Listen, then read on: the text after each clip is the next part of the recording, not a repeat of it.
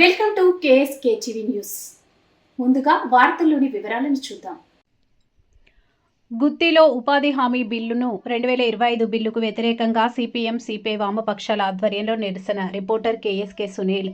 గుత్తి పట్టణంలోని గాంధీ సర్కిల్ నందు సోమవారం 2025 ఉపాధి హామీ బిల్లునకు వ్యతిరేకంగా సిపిఎం సిపిఐ వామపక్షాల ఆధ్వర్యంలో కళ్లకు నల్ల రిబ్బన్లు కట్టుకొని మోకాళ్ల మీద కూర్చొని నిరసన కార్యక్రమం చేపట్టారు. ఈ సందర్భంగా సిపిఎం మండల కార్యదర్శి నిర్మల, సిపిఐ మండల కార్యదర్శి రామదాసు, పట్టణ కార్యదర్శి రాజు మాట్లాడుతూ 2005 ఉపాధి హామీ చట్టాన్ని పీకనొక్కి జాతిపిత మహాత్మా గాంధీ పేరు మార్చి పేదల హక్కులను కాలరాస్తూ కేంద్ర ప్రభుత్వ పార్లమెంటులో ప్రవేశపెట్టిన 2025 ఉపాధి హామీ బిల్లును ఉపసంహరించుకోవాలని కేంద్ర ప్రభుత్వాన్ని డిమాండ్ చేశారు.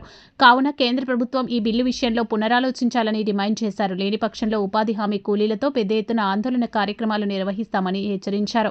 ఈ కార్యక్రమంలో సిపిఐ డివిజన్ కార్యదర్శి రమేష్ నరసింహ, మహిళా సంఘం మండల కార్యదర్శి రేణుక, వ్యవసాయ కార్మిక సంఘం మండల కార్యదర్శి మల్లేష్, డివైఎఫ్ఐ మండల కార్యదర్శి అశోక్, వ్యవసాయ కార్మిక సంఘం మండల అధ్యక్షులు చందు, ఉన్నూరమ్మ, జయమ్మ, ఎస్ఎఫ్ఐ మండల కార్యదర్శి నవీన్ తదితరులు పాల్గొన్నారు.